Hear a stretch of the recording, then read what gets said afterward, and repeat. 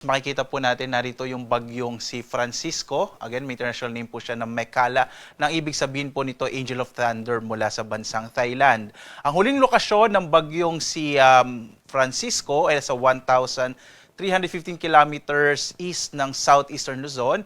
Lumakas pa po ito, nasa 100 kilometers per hour yung kanyang yung hangin malapit sa gitna.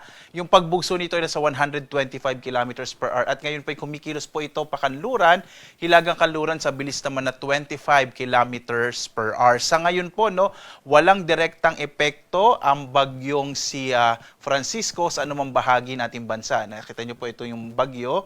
Meron po mga kaulapan, ito po ay mula sa trough o extension ng bagyo.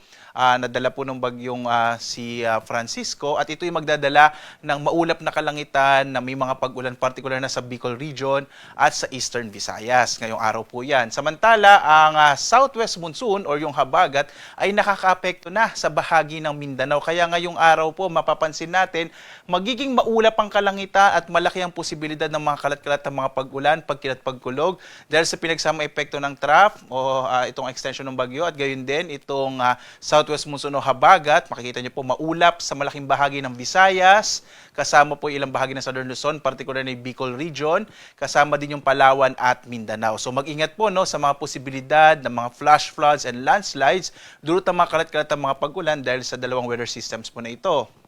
Samantala sa Luzon, mapapansin po natin walang masyado pang mga kaulapan dito sa Luzon. So ngayong araw, inaasahan po natin, kabilang na dyan yung Metro Manila, ine-expect po natin ang medyo mainit pa rin panahon pero posible pa rin yung mga localized rain showers and thunderstorms sa dakong hapon hanggang sa gabi. Sa patuloy ng pagkilos ng bagyo, posible po this week, malaki ang posibilidad na magiging maulap at medyo maulan ang panahon, lalo na po dito sa may bahagi na western section po pa rin po ng Luzon at Visayas. Epekto naman yan ng southwest monsoon na maaari pong hilahin or palakasin ng bagyong si Francisco.